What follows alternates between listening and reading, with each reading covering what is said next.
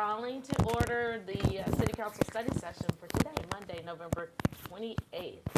And we are going to go right into a discussion about TexMyGov. I believe our person is Javier. Javier is with us from TexMyGov and will be helping us to understand what TexMyGov offers to the city. I do want to say some of the brief differences are between what we already have. The See-Click Fix program is for our citizens to communicate inward to us. They can report issues, code violations, concerns, whatever that may be. But we really don't have a great platform right now to be able to communicate outward to our citizenry. So the current website, it does, if you're signed up for notifications from that, it will text somebody to say the website or the web page has been updated, but it really doesn't give a lot of information or the ability for us to send out email blasts. That's where TexMyGov comes in and gives more opportunities. So I've asked them to kind of give you a deeper dive on that and explain what those differences are, so I'll turn it over to Javier. You're on, Javier. Can you hear us? Can you hear me all right? Yeah. Yep.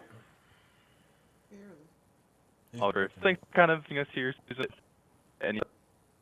Oh, you're breaking up pretty bad there, Javier. Oh. Can you hear me right now? We can hear every other word. Sorry about that.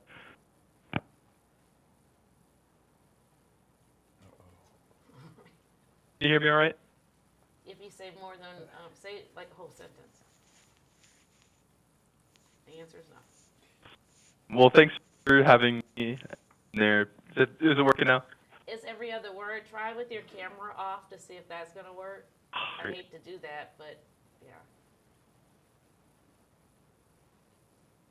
Okay, is this working a little better? That's much better. Okay, perfect. Well, thanks so much for having us. We're excited to show you a little bit more about our program here. I'm Xavier. Joined with us here is Spencer. He's one of our technical experts. He'll just be showing you the back end, any questions you have. Okay.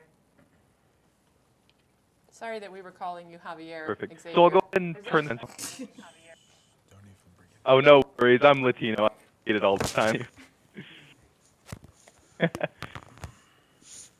Awesome. Can you guys hear me okay? Absolutely. Yeah. Perfect. Yeah, sorry about that, guys. Yeah, I've got my camera off too, so hopefully that helps with the internet connection there. But we appreciate Mayor, Council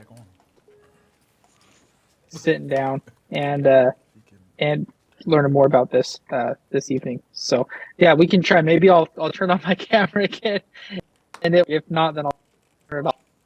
The best there. So.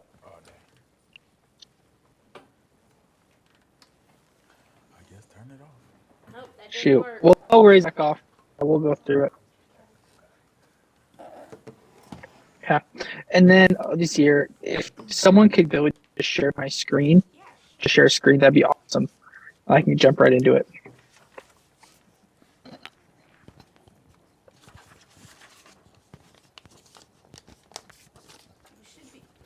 You should be good to share, Spencer. Okay, perfect. Let me try here. It says host disabled participant screen sharing. I try to. All right, sorry. Oh, sorry. Clicked the wrong thing. There you go. How's that? No sweat. Yep, that's perfect. Thank you so much. So, a little bit about TexMyGov. We've had the pleasure to be able to sit down and talk a little bit about it. But in general, this is kind of an overview of what our program does. Recording in progress. There you go. Like was mentioned, it's all about increasing communications. So our program does a couple of different things. And you're able to, kind of the big thing we had talked about was being able to send out those text notifications to your residents there of the city. There are other options that are included, including reporting issues or having a resident text in the general question, and we'll show you some examples of that. That was us or the That's us. Oh, no worries.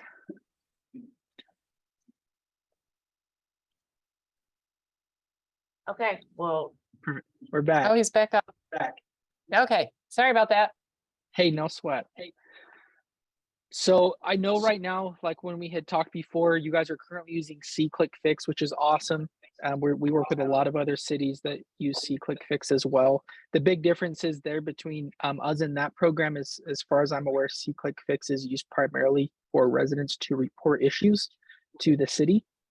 And while our program has that functionality, our program is more for communication, both to the residents, and if you want to have it, residents can also provide feedback in response, but with the automated messages.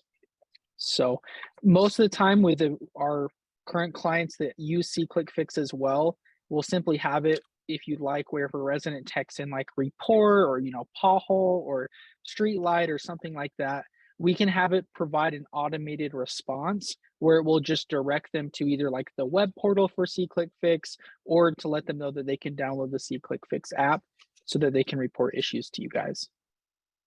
So that's kind of the big difference there between what you guys are currently using for reporting issues as well as TexMyGov. So, and of course, if there's any questions, please make sure just shout them out. We want to make sure we answer those questions for y'all. But I'll kind of go through the presentation here.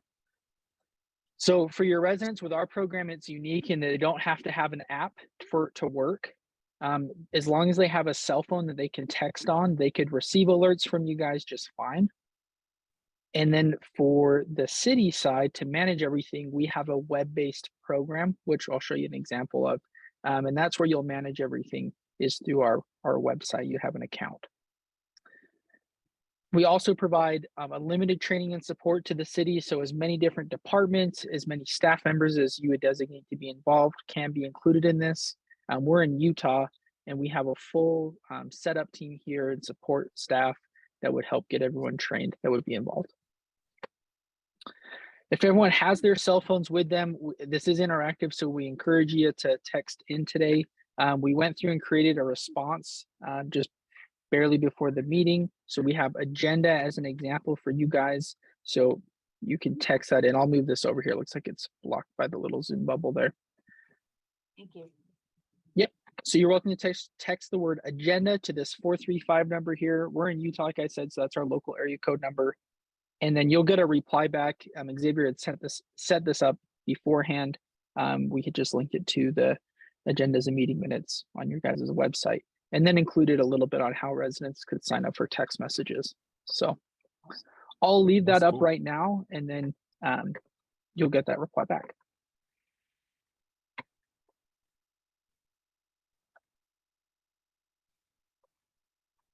Perfect. Looks like we've had a couple people text that. So once again, you can see this is the interactive part of our program. So this would be residents texting in a question and then our program auto replying. So the other cool thing about our program is you're never going to have to designate a staff member to try to reply to people. Our program will use pre-set up responses to make this possible. And we'll work with your staff so that it can be exactly the way you'd like. Like I said, we had just created this response before the meeting tonight, and we had included some general information. And then one of the unique things is we can attach links or PDFs to those responses as well.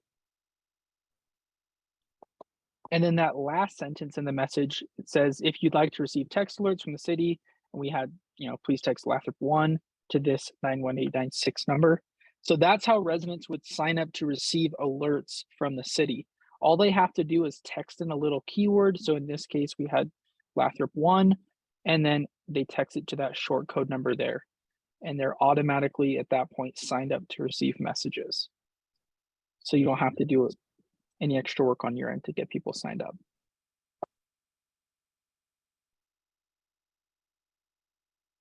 Awesome. So now I'm going to go into our internal program, and we'll be able to show everyone how you're going to send out messages to the residents using TexMyGov. All right, so I switched my screen here. Should say guest dashboard here in the middle.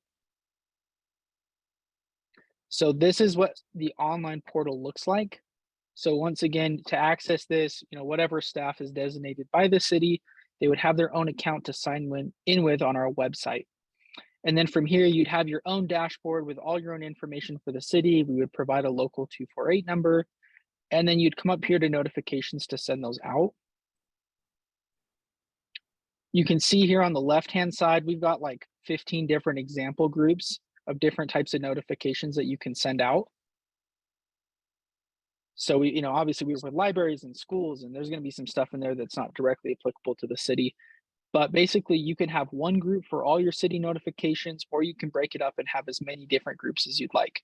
It doesn't matter either way. We provide unlimited groups. And then, like what I was talking about, you create your own keyword for each group, and that's how residents sign up, is by texting in the associated keyword to that 5-digit number. Once the resident texts that in, they are automatically put into the associated group. So, city alerts, city one here is an example. And then when you're ready to send out a message, you simply come over here, you pick your group, and then you simply type out your message. You can say,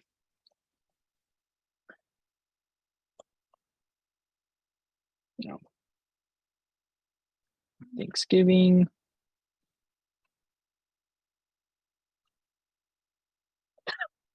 On Monday. And then you click send, and that would go out to everyone who's signed up. So the other nice thing about our program is you can use this to send out any kind of notification you want. It can be anything from reminding people about concerts, weather notifications, building closures, road closures. If you want to remind people about council meetings, you are in complete freedom to type out whatever message you would like and send that out. It doesn't matter. And we'll also provide the city with marketing materials to help the residents know that they can sign up for TexMyGov and start receiving those alerts. So to show you guys some local examples of other people we're working with, I'll bring this over. It's probably going to be covered by the Zoom bubble here. But here on the right-hand side for City of Clawson, I know they're a little bit bigger, but you can see it. Once again, the Zoom bubble's covering it. But it says receive city text notifications, text Clawson to this number here to sign up. And then to show you another example here, this is a flyer we've provided to them that you can see a little bit easier. And then down here below, they're using it for texting in as well, but also down here below it says, right, to opt in, text Clawson to 91896 to sign up. So we'll provide flyers, we'll provide stuff to go on the website, that sort of a thing. And then another kind of local example, once again, I know they're a little bit larger than you guys, but Royal Oak, now they're using it simply for reporting issues. So in this case, they've created stickers and put it on trash cans. They've done it for their parking meters. If there's an issue, or in this case, if there's a full trash bin, residents can text to their number and they'll notify their staff that a trash can is full.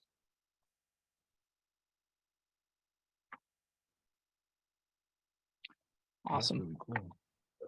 Like the marketing. Hey, Xavier, can I ask a question? Yep, go for it.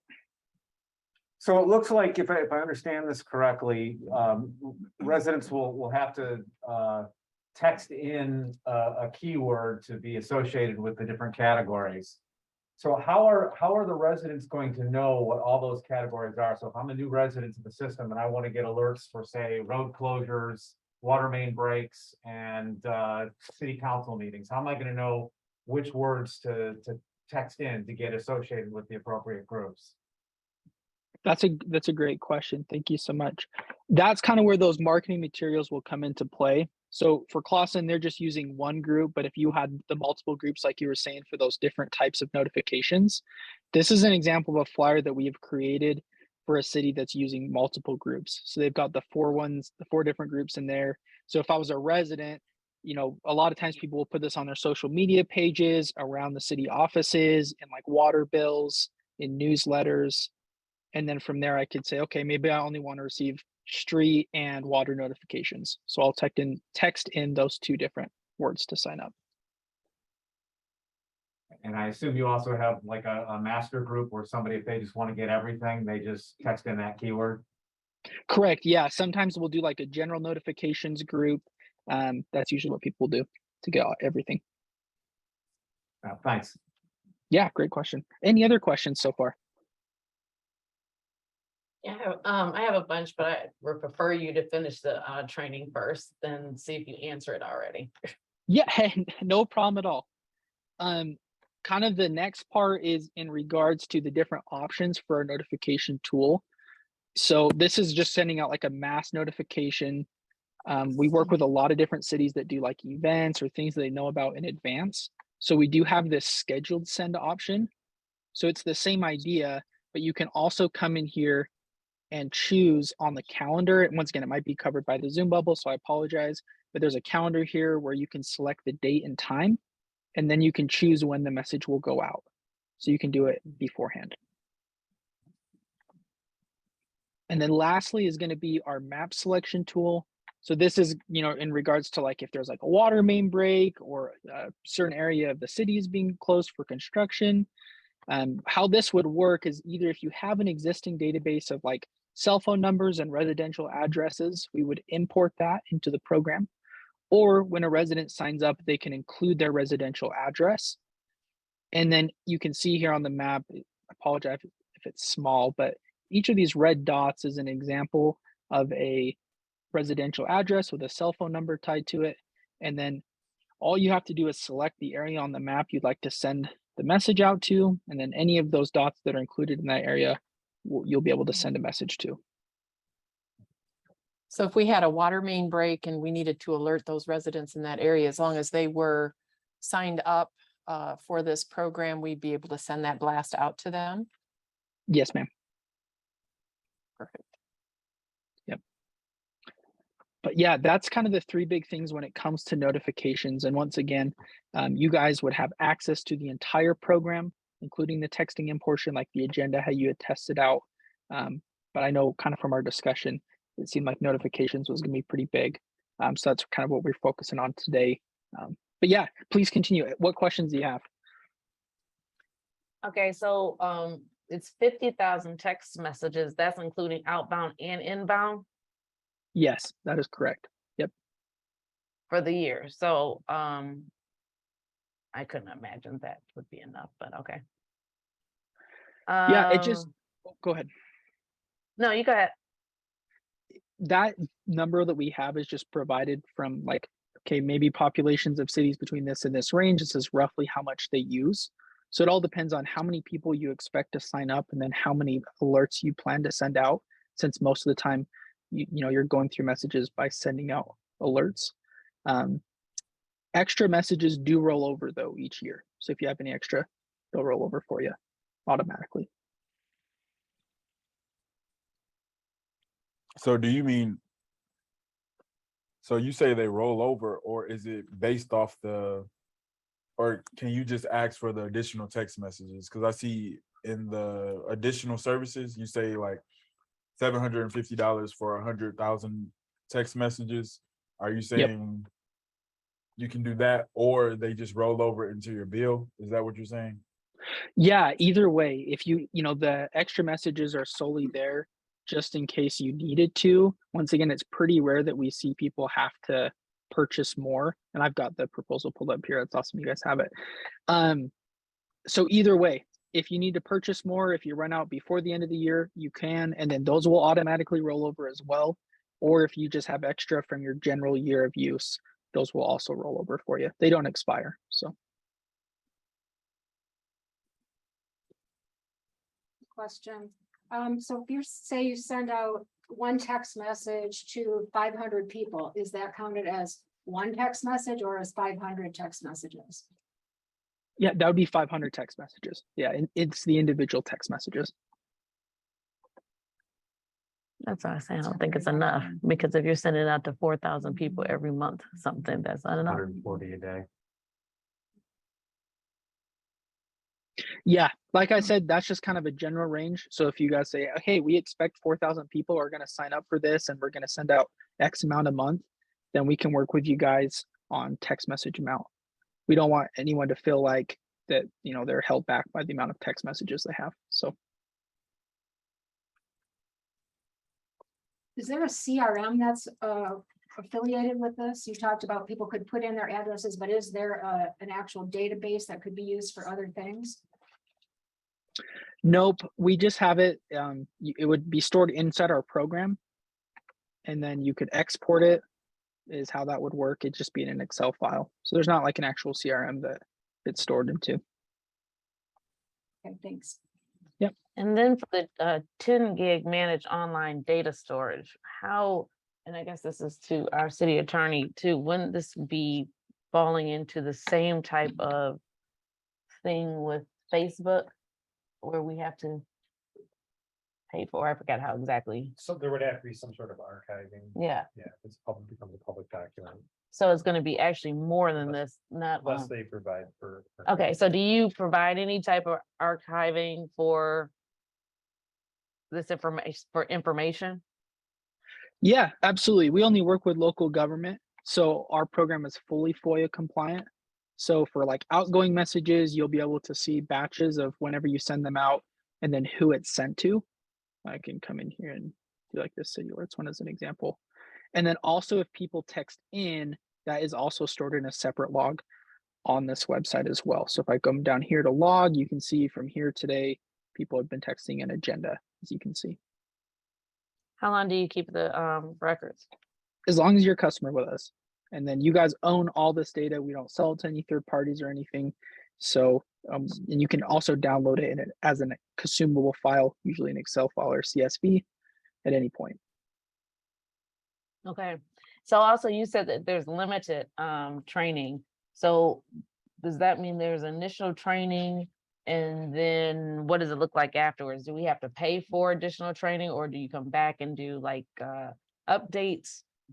Or, is there a cost for anyone, or shouldn't they come out, someone does a training, we'll just leave it at that. Is there extra cost or what does training look like? Great question. It's actually unlimited. So we'll do an initial training and setup with whatever staff you designate, but we offer it unlimited. So if there's any new staff members or you need more help, then you can call our support team and we'll actually assign a specific project manager to the city to work with you guys. All right. Anyone else have any other questions? I have a couple questions, but it's probably for city staff and not for him, so. Okay. Cool. Do you want to just ask him just in case it's something that he has to? I guess I want to know, how is this different from what we currently have? I get text messages. Followed web page has been updated with new content. I click on it and it will say a water main is broken or that kind of thing. Signed up on multiple groups because I usually get it a few times. That's one question. And then also, who would monitor this?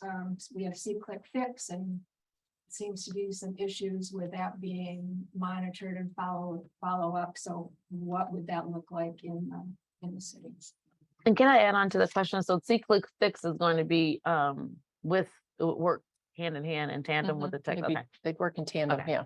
Go ahead. I'm sorry. So as was explained earlier,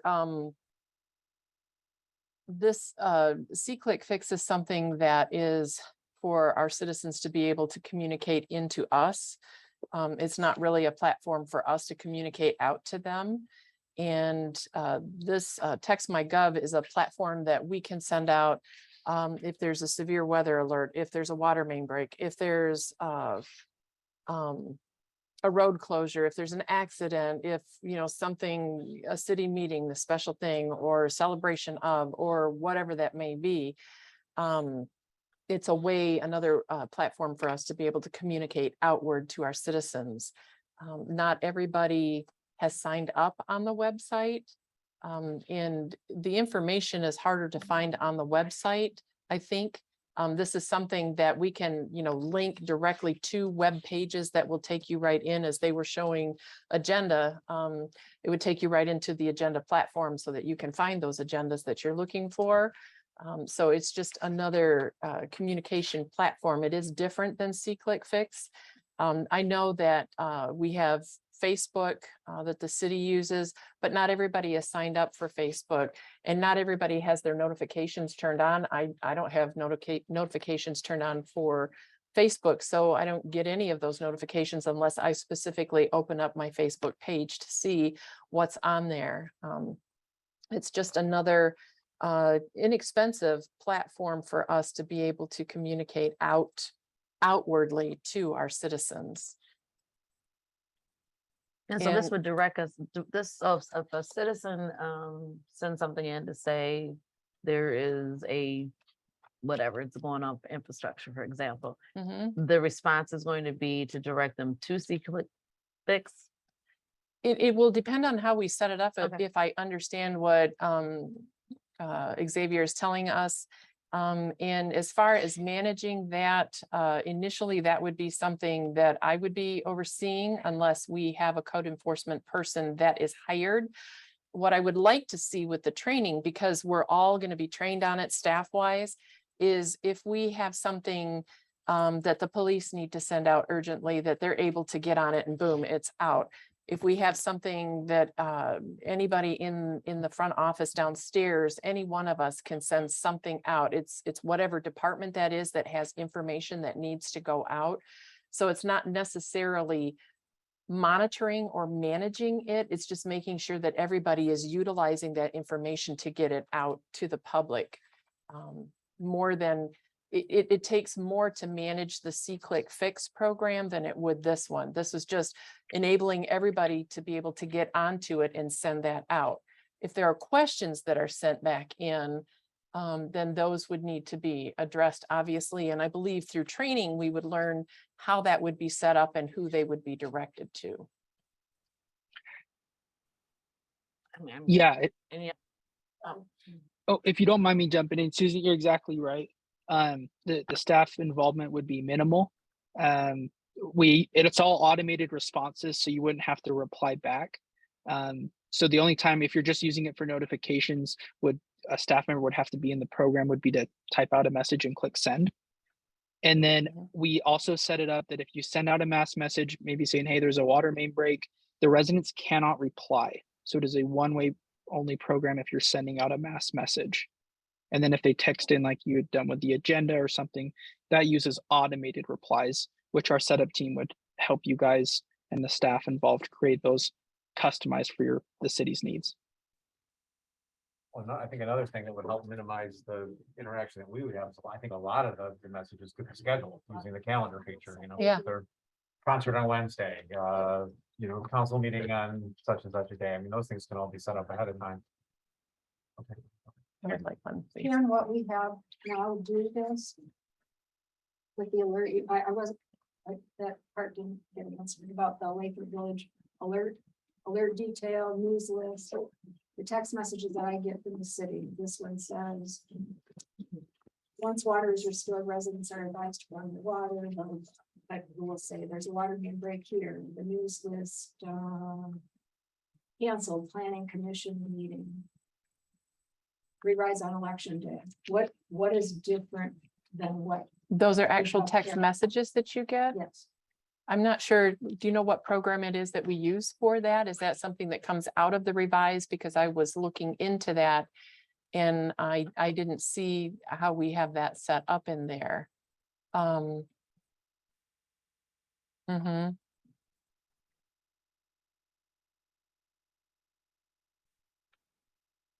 is there any other questions regarding? Yeah, kind of the other big TexMyGov. difference there with between like a website type of, maybe you put in your phone number on the website. I don't know how people sign up. The difference with TexMyGov is the resident just does it directly from their texting on their cell phone. So they don't have to have a computer. They don't even have to technically have a smartphone. So we've been able to see a lot more engagement and reach because we'll use the flyers and then all a resident has to do is pull out their phone, text in the little keyword, and then they're automatically signed up. So we find it a lot easier for residents to sign up for TexMyGov. And then the other side would be, you don't have to update the website to have the message be triggered. You can just send out the message whenever you'd like, or like you talked about, scheduling it for anything you'd like. It doesn't require like a website post to push out the notification.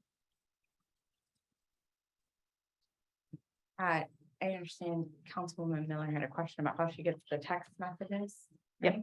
Right? So that is when we update the news section, so the scrolling feed, there is an option when we put in that little blurb. There's an option at the very end if you want to send notifications. So you check that box and then we put in our custom message, like council meeting tonight at 7 p.m. whatever, and then with a link to the portal, the board portal. But a resident can't text back through that notification. So that- the difference that for is just an TextMyGov is where we would be texting out if And you there's an can't- issue. You can't start I a can't- conversation. I can't text actually, please. If No, if you, TextMyGov will be, if you're texting a number and that, I mean, I thought that's the whole reason for TextMyGov. If you have an issue, we give you a phone number to text to say but the if it's a infrastructure. mass message, you can't respond. But if it's certain things, you can go back and forth with.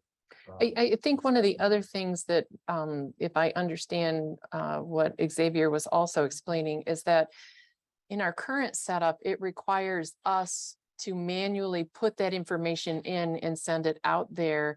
Or if somebody sends something to C-Click Fix, it could be a simple question. We would have automated replies that would take it right out of our hands of having to reply to certain things.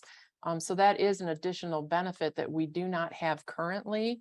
And it frees up staff time to not have to be responding to any and every question, no matter how enormous or how minute it is, and the people still get their answer. The citizens here still get answers, which is something that we're looking, that's very important. People want to have that response come back to them. So there are certain things that you can exchange back and forth. Is that true, Xavier? But the group messaging you can't. Can you explain that a little bit more? Correct. Yes. For the mass notifications, we do not have the option to reply directly to those because you don't want to send out a message to 4,000 people and get 4,000 replies saying things, right? You don't want to get blown up that way. But yes, then if we provide the 91896 short code number so that the residents can sign up for the alerts. I'll pull that up here. And then we also provide a local 248 number, right? So it'd obviously be different than Clausen's. And that's where the residents will use the automated 24/7 assistance with those automated replies. So you could even in your message out to say, hey, if you want, to report something or you have a question, please text your question to, and then you'd include your local 248 number there, and the resident could text that and then have that interactive side. And it could be as simple as, Thanksgiving was on Thursday. Does that mean I still have trash pickup? And having to answer 50 different calls on that is time consuming for staff. We can put it out on our website, but that doesn't mean people actually see that.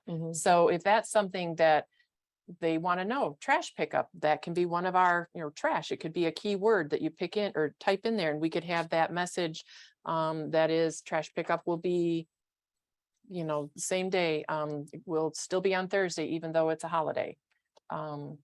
It's not affected by that. And then those 50 people, rather than us having to physically answer those calls, will be able to, if they utilize that, get that information. Or it will be Another sent. difference between that and revised, correct me if I'm wrong, Suzanne, at least it used to be this way before we did the website update. You actually have to post it to the news section in order for a message to go out, correct? You have to physically update the website in order for a message to go out. It doesn't necessarily, it could be for the infrastructure page, right? It could be, I don't think all of the pages have it set up where you Right. can send out a notification, but I mean, the news is the section I use the most, so I know it's there, right? It's definitely in that section, but infrastructure, like if there's the update to the page, click at the bottom and say, yes, send a notification, but it's not. Right, but if there was something that we didn't necessarily want to put on the web, Right. then we don't have the capability of sending a message out. Correct. Right. Any other questions? Well, thank you so much for your information. Of course. Yeah, we thank you for your time to sit down and talk about it and look at it. I know things are busy. And then on our end too, we want to make sure that the text message amount is not an issue. So, of course, I know you guys will have more discussions, but we'll follow up with Sue about kind of what's going to be the best course of getting more text messages for y'all. So, Well, I thank you, and Sue will follow up with you. perfect. Thank you. Yeah, have a great night. You You too. You as well. Next up is the dumpster waste and rubbish discussion. I'm gonna let Bruce take this. You guys, no, not let Bruce take this. Well, I'm sorry. We can, Well, we put it on here for the dumpster waste and rubbish discussion because there was more information that needed to be discussed after the last site plan that came through in discussion about waste and rubbish and updating. So it was asked to have it put back on the agenda for tonight for further discussion. Part of that too would be, I know that we have recycling that is offered in the city, but we don't really have other than waste and rubbish being described in here. And I apologize, I did not look for any recycling language to stick in here. But if that's something else that you guys would like to discuss, it's just an open discussion time, so. And I can take this and Susie wants to chime in on it because she was part of that discussion as well. But that's the obvious conflict between the zoning ordinance and the general ordinance power that needs to be corrected, for lack of a better term. The big thing being that, and this is what we discussed last meeting, but that the current zoning standards require that all commercial properties have indoor trash storage. And that, like I said, I just wanted it last meeting, like I said, I wanted to have more of a detailed discussion with council about what standards they would like to see remain, what standards they feel should be cleaned up. And then if there are additional things like the recycling that weren't addressed in the original ordinance, those want to be put in there. So like, that's kind of why I asked that it be put back on the agenda. Did I miss anything? No. Any specific questions about the ordinance, or if not, I'll just turn it over to thoughts from the council as to what they'd like to see in terms of resolving this conflict. well, do you know the history of at least of the zoning? Because the zoning is more restrictive, way more restrictive, but I mean, there must have been a purpose. I mean, are there certain situations where that still should apply? I don't recall the motivation for the inclusion of the indoor trash standards.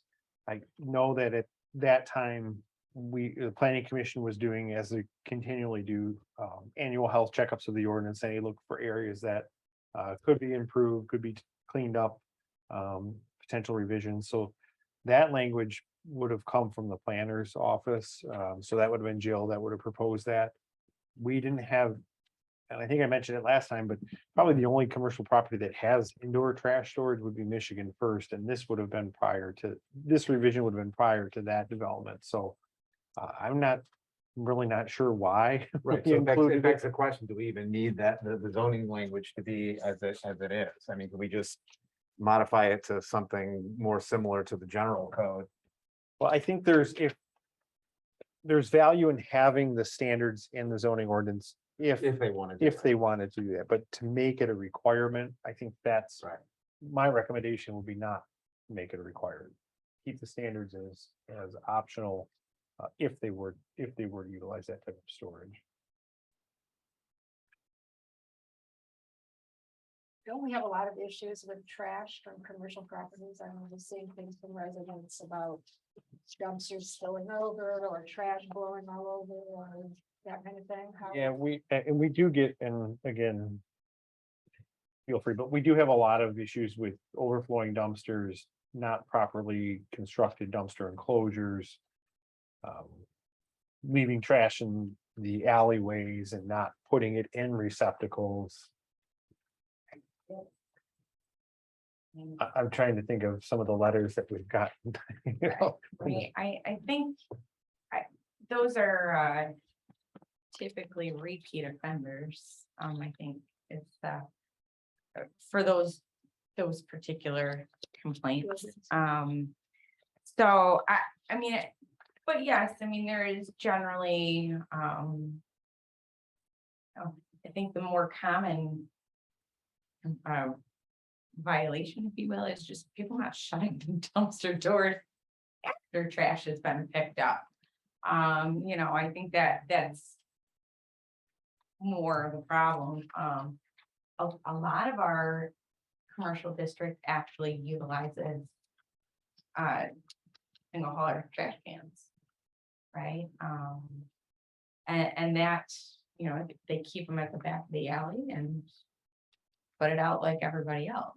That was one of the questions we had last time that we didn't have an answer to. Was they're part of regular trash day pickup, yeah. correct? With it on your Okay. personal and real property. All of it. And we don't pay extra to SACRA for commercial properties. No, it's all by tonnage that we pay. It doesn't matter who. Right, but they're paying for the service through the millage.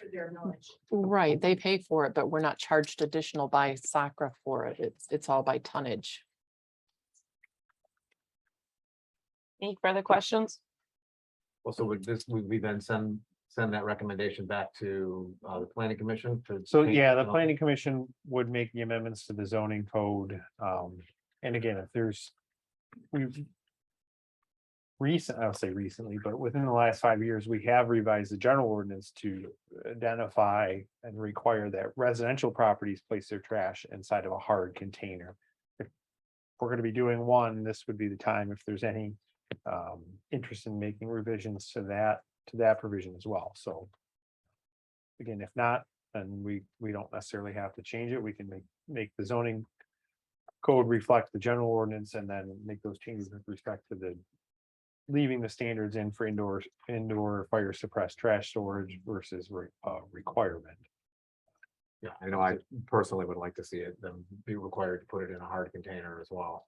Okay, they currently are required to, but we'll just make sure that that's clear.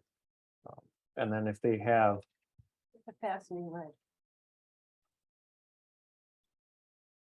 lid. She said with a fastening lid. Yes. One that slams down, that doesn't blow off.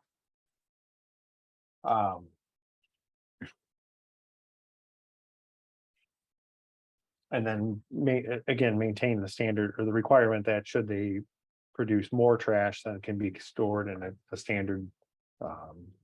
Indoor. Well, no, in a Container. standard container. Those are issued by SACRA, correct? Yes. Okay. So, yeah. We'll reference this specific. So that would go in the zoning. I think it should be, well, it should be involved. I mean, yeah, the standards. The containers. Trash containers or separate recycling? I think Oh, no, All we of don't it. get- Yeah. But this No, is we have our for own. business. We have our own trash cans. But for business, you're saying that soccer. So I'm talking about the big roll like trash cans. But for residents, it's recycling. Okay, so there's not a big rolling trash sorry, can I for think residents. myself, yeah, okay, well, Yes, yeah, we have, here. no, not You a can trash buy can. those, but you can use regular cans, under 55 gallons, I think it is.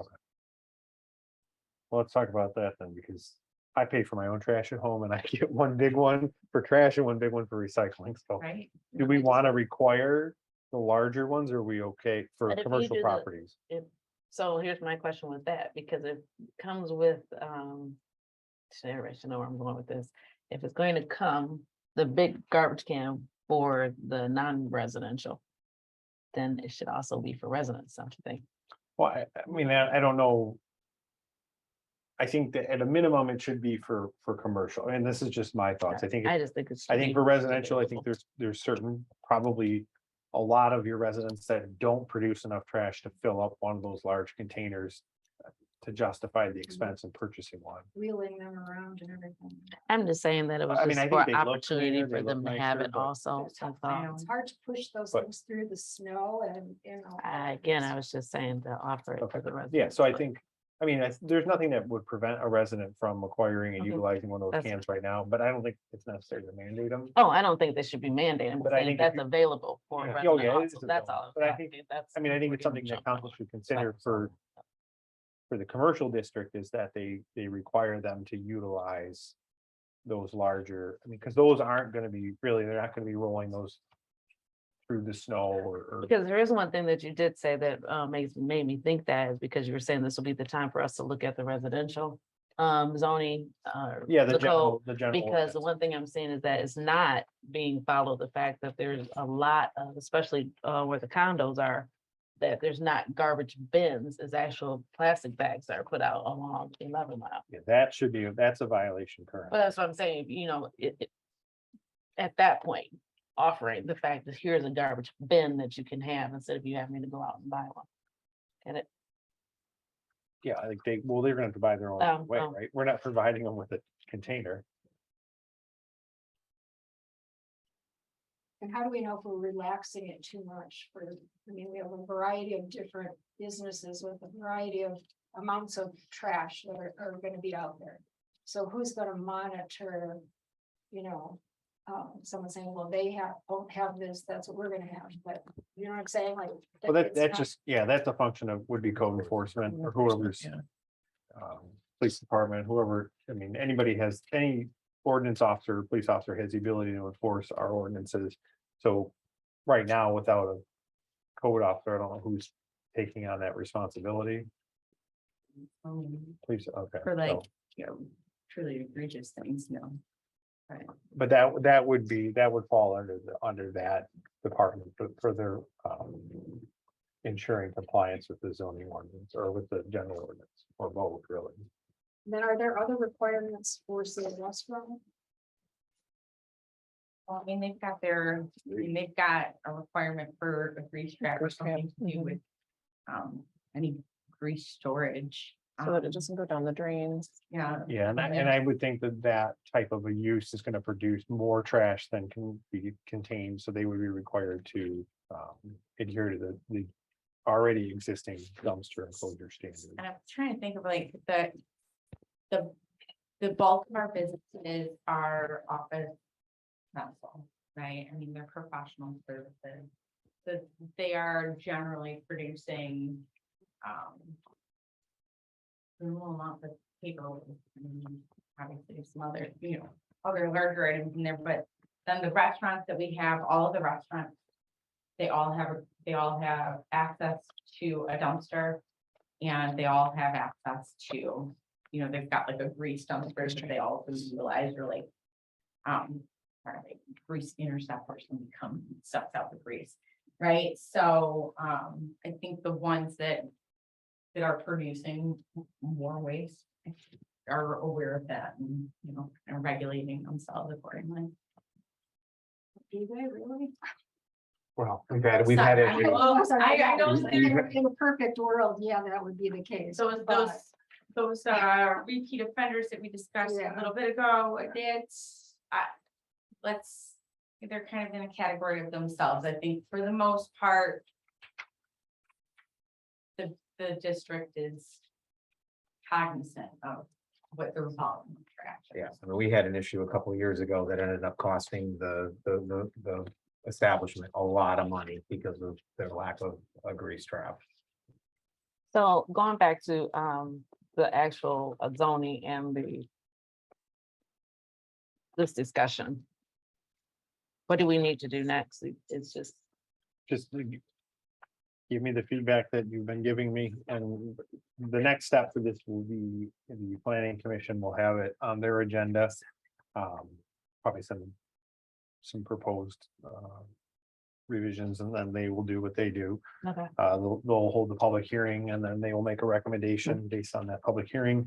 And then council will take action on that zoning ordinance. okay. Is there any other discussion regarding this? Yeah, just about the recycling, if they are mostly businesses, whatever, then that would be paper, so I would like to make sure that the recycling piece is in there and encouraged, because we do get money back for recycling. Yeah, and again, that's something that probably should be updated because I don't think it's in, I know it wasn't in the commercial. I don't even know if it's required in residential, but. I can honestly say I don't recall seeing anything. So Encourage them. Yeah, that's a good word. Any other discussion? Okay, moving on to encroachment discussion, parking pads, rain gardens. The encroachment discussion is more about protecting our right of ways and making sure that we have language that addresses permitting or the encroachment process. Some of the things that we have, you have parking pads, you have driveways that are things that go through our right of way. Obviously, you need to be able to connect your home to the street. Rain gardens, the necessity of those, do they provide the benefit that we're looking for? We also talked about impervious pavement at the last council meeting, and part of the discussion that kind of struck me was asking if, you know, somebody has a circular driveway that's in their front yard that's not attached to a driveway, and if work had to be done on it, and it had to be taken out, if that ordinance would have been passed, then would they be able to put that back in or not? And the way that was written, it would be no. Something that just kind of struck me was, you know, can any part of this be impervious? I know that some of the homes, I have a circle driveway that connects at my home, and we love that. It gives us additional parking, but not every place has enough width to be able to hold a circle driveway in it. In some of it does encroach into our right of way. We have parking pads that have been put in the right of way that shouldn't be there.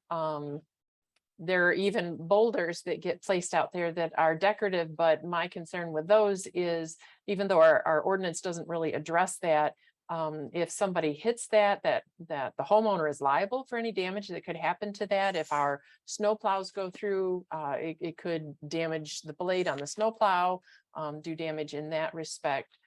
So I don't know if there's other discussion you guys want to have, Bruce, Yeah, if you I want mean- to talk more about encroachment as well. Yeah, just want to take it even to a higher, like 10,000 foot view. I mean, this is a conversation we've been trying to get going for over a year now, I think.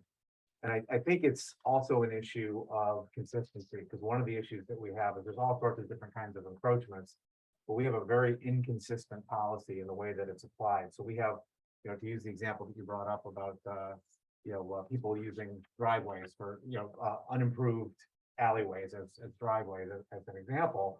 You know, we have one resident who, what was it last year, Scott, that they did an encroachment and we charge them, what, $1,500 for an encroachment license? Yeah. And then we have all these other encroachments that take place that nobody's ever paid for. I think when we did the investigation into the clearing of the sidewalks, we found on Red River, is that the unimproved area? You know, we found gazebos and also all sorts of other structures that were on city property that there was no encroachment license for.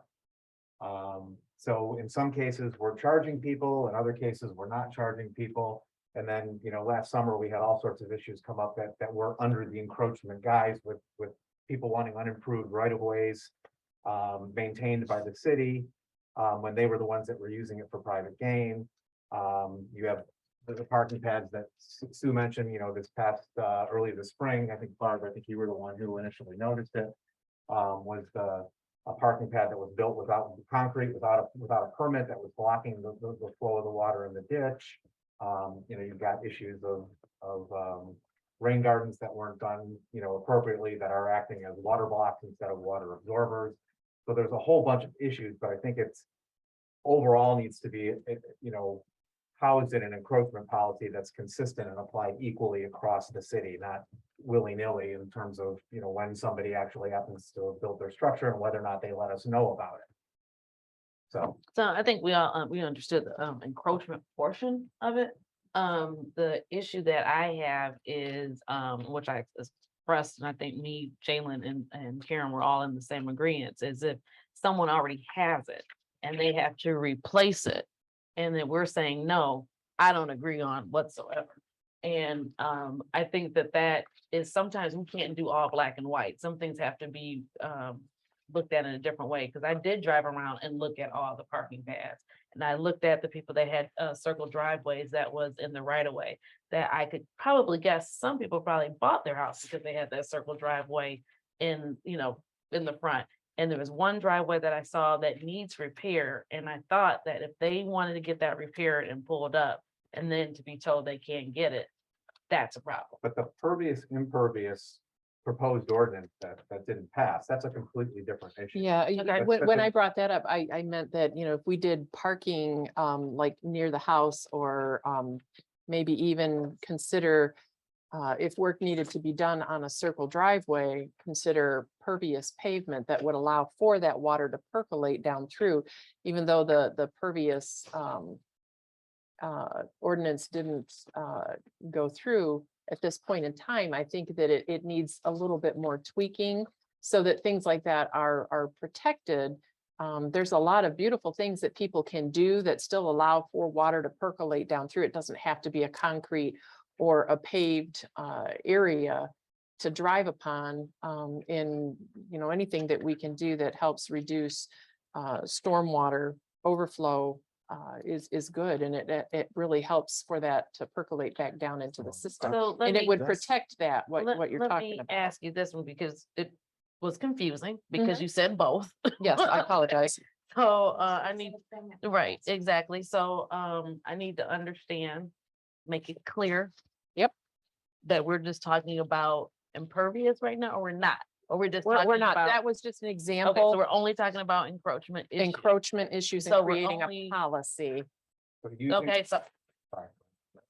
I just said using, it's an issue of using, correct me if I'm wrong, it's using public land, you know, for a private use essentially, right? Isn't that? Yeah, so it's, You're talking about We're- other people going over like on what street is over there by Southfield Lathrup High School. yeah, so we're talking about So is that the kind of two thing? Yeah. completely different things right now. yeah. that's- What Bruce is referencing is a general policy, because there are areas of the city that the property is city owned, that either the residents are using them for their driveway. They, as he mentioned, there were some that we saw that appeared to have structures or gardens, other areas. So just as anytime a commercial property intends to use, let's say the alley behind, the city requires that they obtain a license in order to utilize that city property. So and we have 4 years ago, we cleaned up and we identified in writing the policy, the standards that are required to obtain an encroachment license, and then also to issue one. So we've been applying that to residential applications where, and there's been a couple of, I think it's was it San Quentin that? Off of Lathrup Boulevard. Yeah, and like the boulevard that they utilize their driveway. It's $1,000 for residents, $1,500 for non-residents to apply for that license. I think what Bruce is looking for is some direction from the council in terms of should this be uniformly applied across cities? So should someone, again, probably the non-existing code enforcement officer, go through and identify any areas where either commercial or residential properties are encroaching on public right of way, and require that those parcels, or require that those individuals apply for, seek an encroachment license. The other issue, what I'm hearing talking about is tangent to the last meeting's discussion on the impervious parking, and whether or not the city wants to regulate the number, because currently there is no restrictions on circle driveways, the number of driveway cuts, the width of your driveway, the length of your driveway. So I think there's a separate discussion that could be had about whether or not the city wants to regulate those, put limitations on those. And then also the parking pads, which people have kind of just taken upon themselves to put in the city right away, those would one, and that's kind of where the two overlap. Should they be permissible? And then two, those that are there, should we require that those property owners obtain the necessary encroachment license for that parking pad in the city right away? Is that So going back, so if it's a non-conforming property, so? you're gonna go back and make people, It depends on what, if you're talking about, you can't, so if someone is utilizing city property, it's not non-conforming, that's trespassing. And so those people could be required to obtain the necessary license, because that's city property. They can't take it as their own without permission from the city. And then the same thing, what Sue had mentioned in terms of liability, one of the requirements for the encroachment license is that property owner maintain, I think it's a $500,000 additional liability insurance policy, naming the city as an additional insured. Because if one of their guests or someone was to be stepping out of their car that was parking pad on city property and got injured, then the obligation and liability would be on the property owner. It shouldn't be on the city owner. The city is not putting in parking pads. The city's not liable for that. The question about non-conforming uses with respect to standards or limitations on driveways, parking pads, etc. Those typically use could be grandfathered in its current condition until such time as they go to make a change or update it. But there's also, and this is what we did with respect to the trash containers, is we put a sunset provision in the zoning ordinance that requires, it gives all individuals a certain period of time to bring their property into compliance. And if they're not in compliance by that period of time, then going forward, it becomes a violation. Typically I wouldn't recommend doing that with something like driveways, because it's not with the trash. And I mean, that's more of an egregious thing. If someone's storing trash inside in an inadequately suppressed facility, that could create a hazard, cause a fire, could be a loss of life situation. Someone having a circle driveway, it's really not, I mean, other than an added cost to the city if they were to, like we're doing driveway replacements, it's not a loss of life or extreme hazard thing that I would think would justify or put that burden, that additional burden on your residents of bringing all the non-conforming properties into compliance, especially if it's a significant change or a standard that is going to create a lot of non-conforming parcels. So do have a question. So rain gardens were never regulated? People were just popping them in? there was a program. Yeah, there were no standards that I recall that were ever implemented for. And then there was no oversight. It was just encouraged that people do rain gardens as a way of, this was part of the gutter downspout. When Matt Baumgarten started as an intern, that was his project. And part of that was rain gardens and absorbing. And then people kind of did their own thing and they were never regulated. They were never, never the one thing required a permit or anything like that. Okay. Oversight. And the one thing we're learning, you probably know more about this than any of us, I'm guessing, but the one thing that we learned, during our infrastructure discussions was that, there's a way of doing them where you're digging out, the existing soil and replacing it to make it more absorbent. But from what we've seen, not a lot of that was done. There's been a few around the city. And when you drive around on a rainy day, if you look around, you see a lot of them. Actually, most of them are blocking, not absorbing.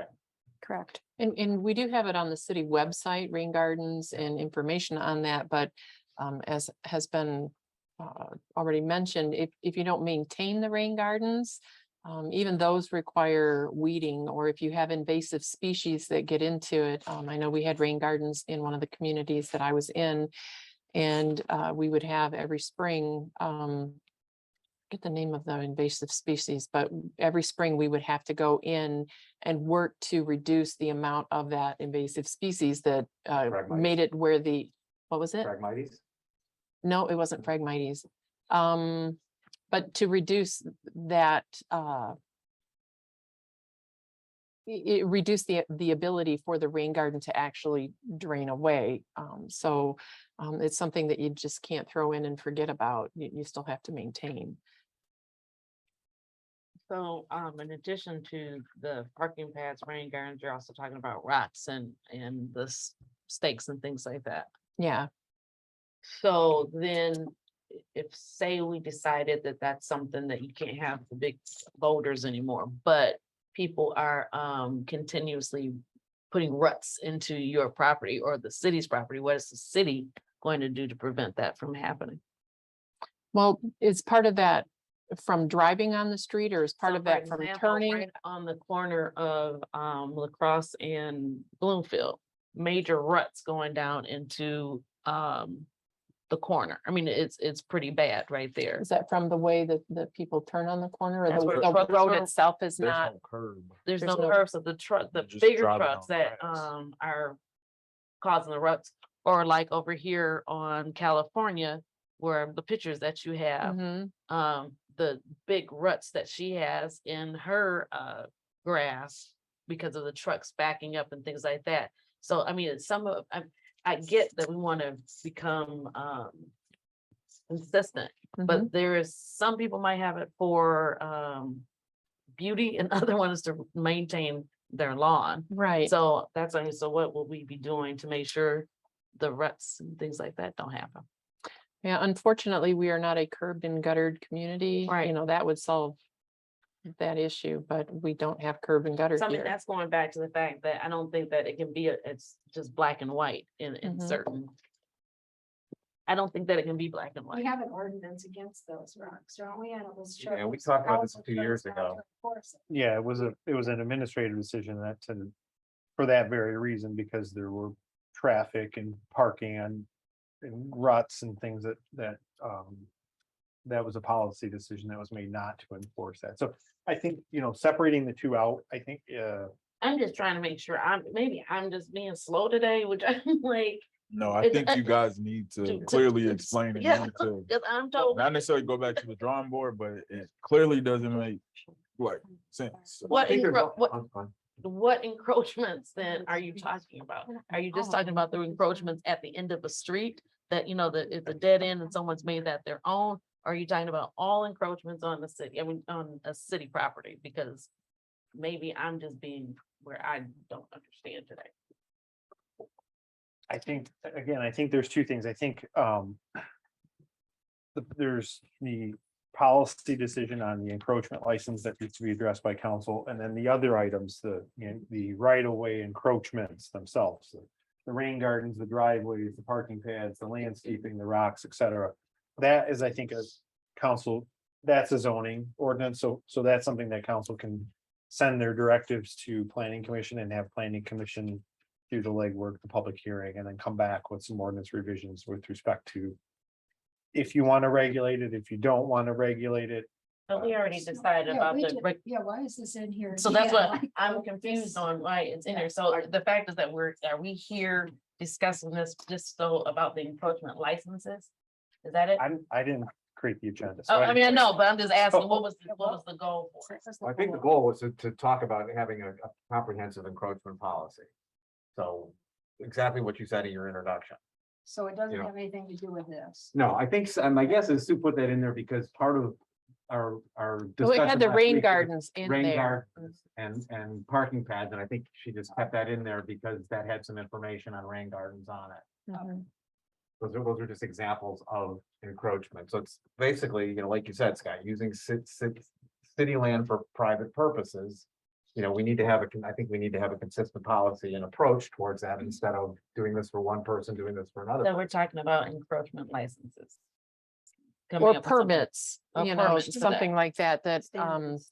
there's a process to follow to make sure that it's consistent. Well, there We isn't, have, there isn't, we have an ordinance or any. it's a policy, there's a, so the zoning, again, separate the two out.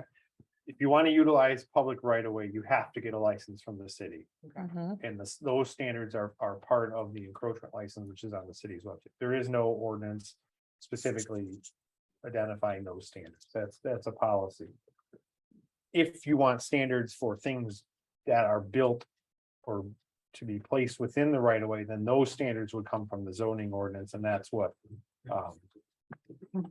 some direction could be provided to the planning commission, because based off of last meeting, the proposed ordinance revisions that didn't pass, planning commission, I anticipate will probably want to follow up with that or present something new to council. So if there's feedback about the specific standards that council would like to see, then that I think is a separate discussion from the policy. And I think the policy thing is it's a pretty easy decision. Are we going to require that every property that's utilizing city right of way for private use obtain an encroachment license? My recommendation would be yes. Or are we going to continue to allow those that have utilized them without, and then just allow them to continue utilizing it, and then just as new requests arise, require that those new requests adhere to our policy of obtaining that encroachment license. Right. I mean, the biggest problem I see with just doing the latter is that we're still liable, you know. You're still liable, and it creates that situation where why did I have to Right. do this if they don't have to do it? So for the city property, what is being proposed or what is being discussed was basically going around and pointing out all residents that are using like the end of the street kind of thing as their own, and making them have to get an encroachment permit, or they have to just vacate that.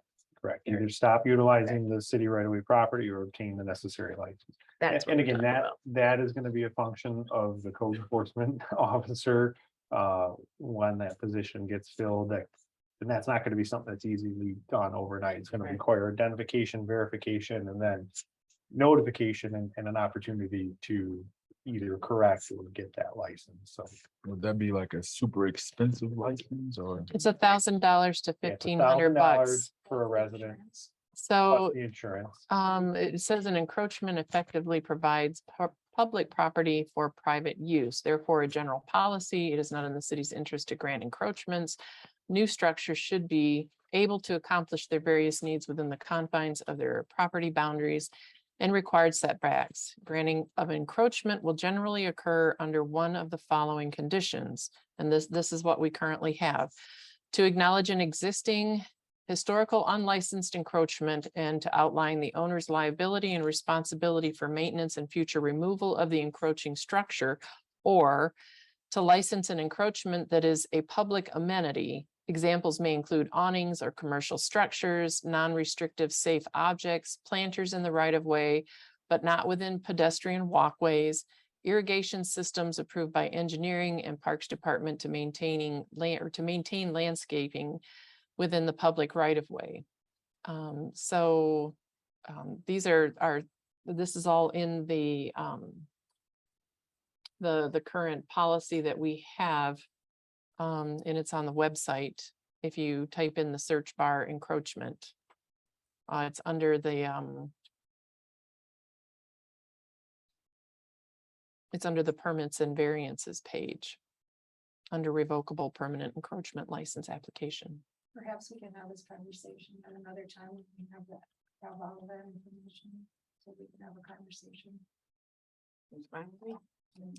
Yeah, I think it just needs to, be clear, because you guys clearly said something different last week or the week before. So That's a different topic. Yeah, this was confusing. I mean, I get it, but it's all placed into package as it's one topic. So But I think you that need if to it's, be how many people were clear. confused from it?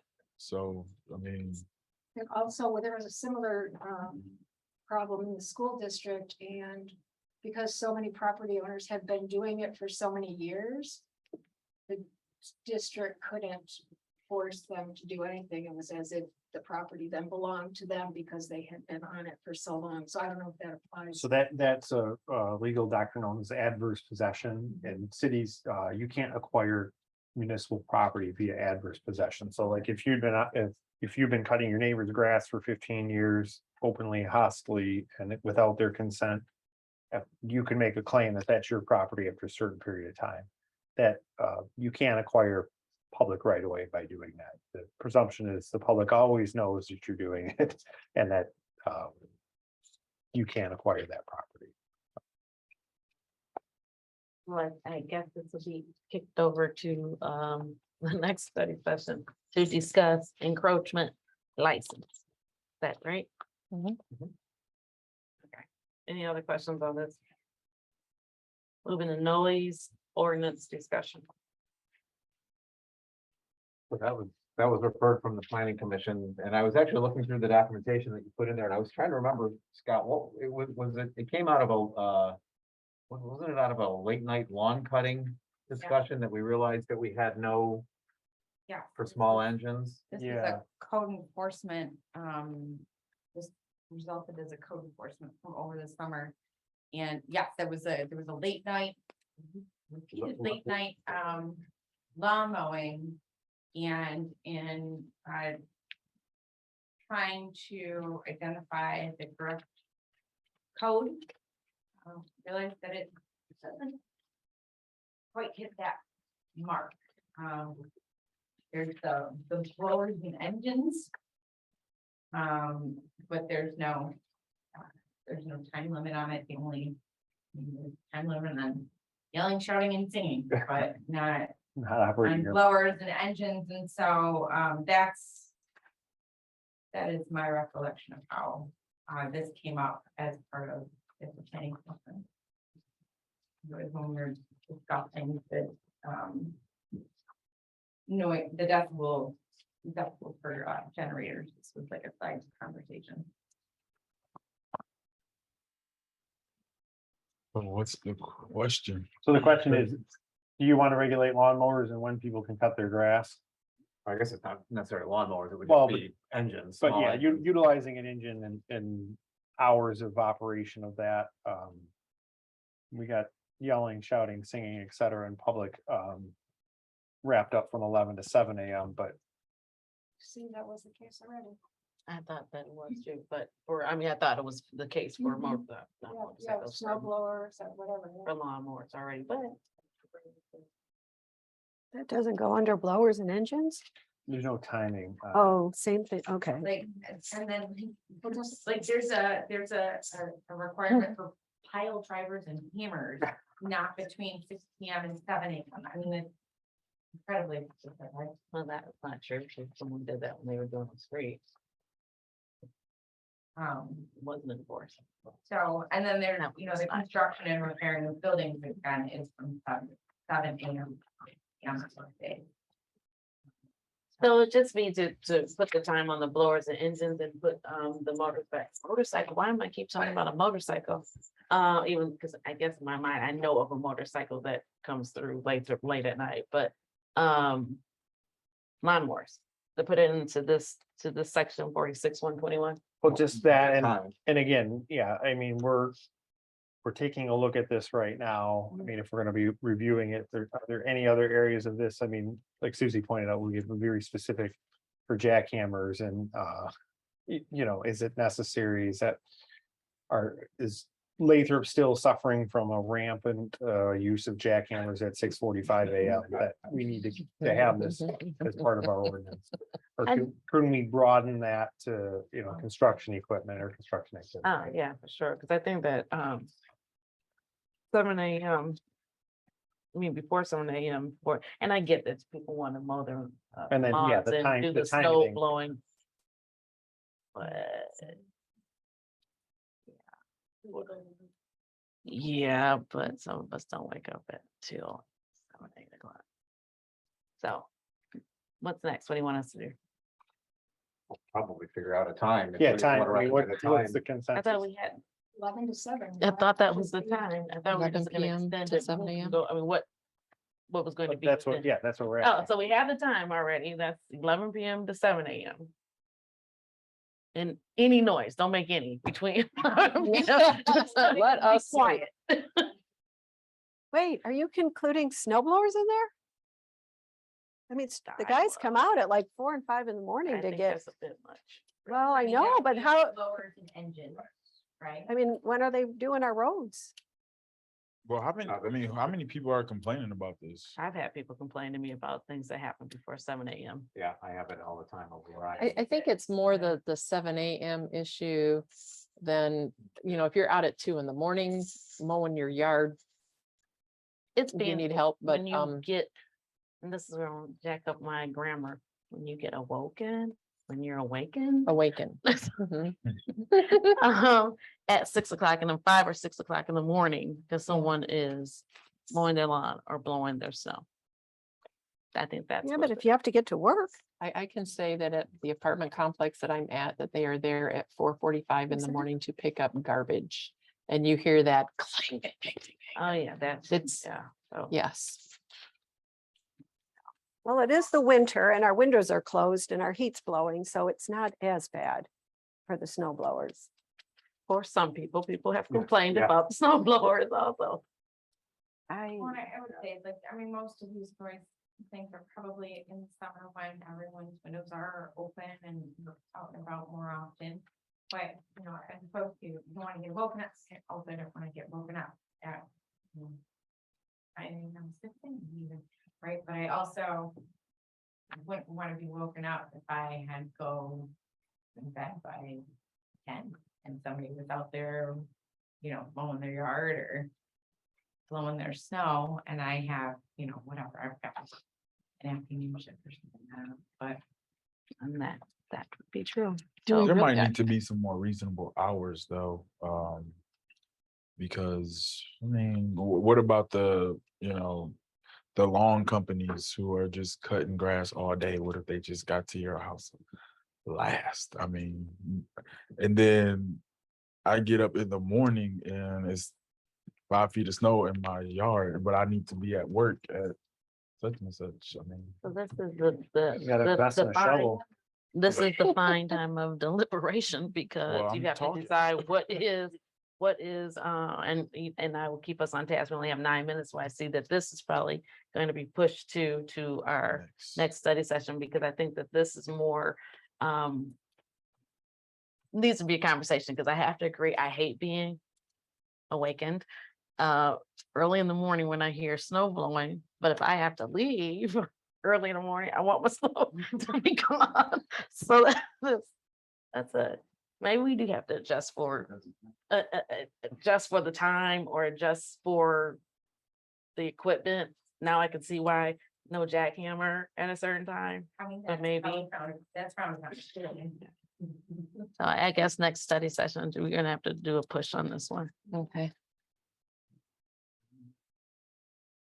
meeting adjourned. No, it is not. So now we are at mayor and council comments, which I had quite a few. Taking notes out of someone's book, but I'm gonna push mine to at our meeting. Does any council have any comments? I just have one question. Did Scott McKee ever talk to Discount Tire regarding the stacking? That's been happening. I don't think that he did. I know, Just for everyone's. Yeah. To understand what's going on is that, as most people probably have seen, is that there is a backup of cars onto Southwell Road to go to Discount Tire. The reasoning being is it's getting cold outside. People's tires are getting low, and Discount Tire is the only one within, I don't know how long that radius is, that allows you to stay in your car and get your tire fixed, which I've seen it for years since I've lived over here. So it's not something new to me, but bringing everybody up to speed, what Yeah, so, Mayor Pro Tem was talking. so the last few weeks, there's been backups that have gone from Sunnybrook all is there the a way certain out to time of the south day? Cause to I went 11 p.m. through there at noon today and there was nothing out there. It's hit or miss. I mean, Hit or I live miss. right across the street, so Yeah. this was the first time Right. about 3 weeks ago was the first time I had ever seen it. And then I've seen it, what did I say, 3 or 4 times Okay. since then, where it backs up almost, the worst it was all the way back to the service drive. Yeah. But, you know, so it makes it dangerous for people to try and merge in from 4 lanes to 3 and then to 2. And then also the people turning right have no time to react Right. to there being a car stopped in their lane. So I don't know that there's a solution, but you know, Scott was gonna talk to them to see if they had any ideas or if they could monitor it. And I just was curious if he had a conversation with them yet. I know the chief and I have talked about it, and who would be, you know, the best individual to connect with. I encouraged him to reach out to the regional manager. I think they're gonna have a lot more vested interest in getting this resolved as a good corporate. So I'm not sure what the result of that conversation was, but he and I talked Tuesday about it. So, and I believe he was intending to go over there. Yeah. Shortly thereafter, so. Yeah, he mentioned it to me. What day was the luncheon? Is it Tuesday, Wednesday? Tuesday. Tuesday. Yeah, he had mentioned to me on Tuesday that he was planning on going over there, so, So you just follow up with them yeah. regarding that. Anything else? Okay, so public comment?